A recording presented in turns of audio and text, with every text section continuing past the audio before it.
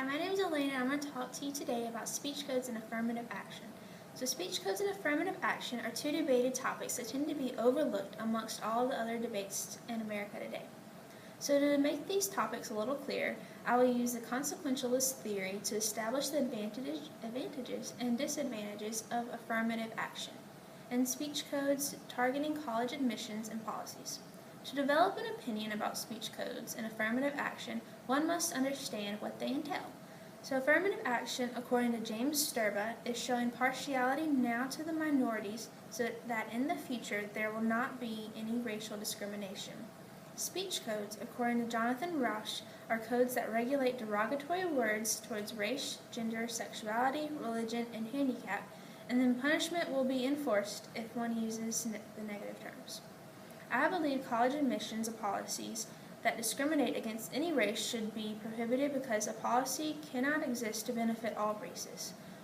Also, regarding speech codes, a policy should be established to protect all racial groups from major offensive language.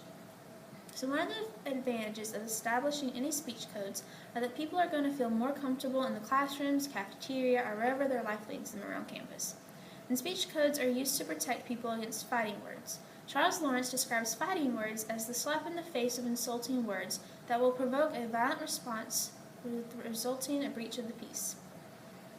Minorities are more in tune to racial remarks, even if they are not directed at them, that non-minorities will not regularly notice. These fighting words should be punished if they are taken too far, and sometimes non-minorities do not understand the suffering that these fighting words can cause. Some of these causes could be psychiatric problems like PTSD, anxiety, or suicide, psychological problems like increased heart rate or difficulties breathing, reputational problems like false rumors or not seen as respectable, or even job rejections, and denial of equal education of harassment by other students. Lawrence knows he will not rid all of the colleges and universities of racism, which is an impossible task. However, he desires to rid of racism in all public areas. The main disadvantage of enforcing speech codes is that it takes away one's freedom of speech, which the First Amendment is there to protect. Lawrence proposes a concept that in his article that words are not actions, therefore words should not be punished by therapy or other consequences.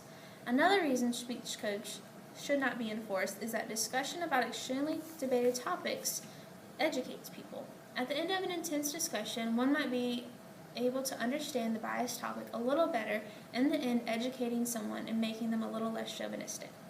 Some colleges have attempted to create an affirmative action policy to give minorities that are competent and needed an opportunity to get into a school. One affirmative action policy that the University of Michigan has tried to use is a point system using test scores, GPA, and race. This allows only qualified and wanted people by the college to get into the school, and allows every classroom to be racially diverse. James Sturba believes that if some discrimination is used now to give minorities opportunities they would otherwise not have, so that in the future there will no longer be any kind of discrimination. However, there is discrimination now, and there are no guarantees that there will not be discrimination in the future. Terence Pell argues against Sturba, expressing that discrimination today is just like segregation in the 1940s. There is a set of rules that will probably change over time to benefit the school, as seen by the testimony of Franklin Pell's article. He also points out that affirmative action policies use racial differences to single out or segregate a certain race.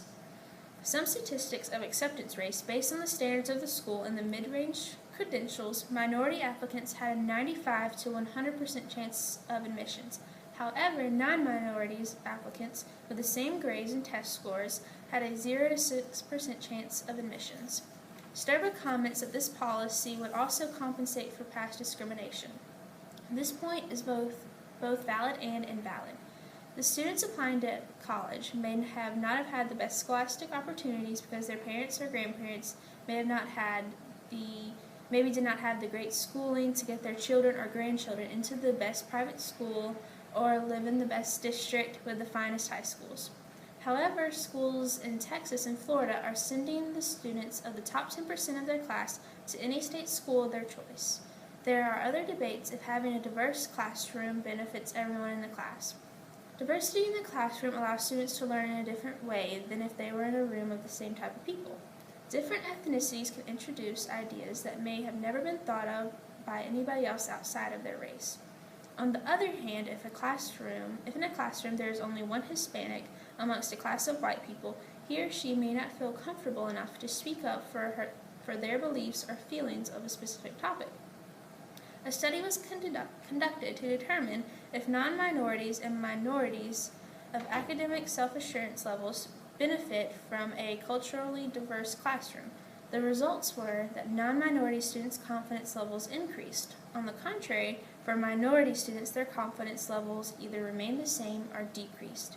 So in conclusion, there should be a speech code policy that is enforced at colleges and universities because the results of having speech codes would bring the most happiness to every race.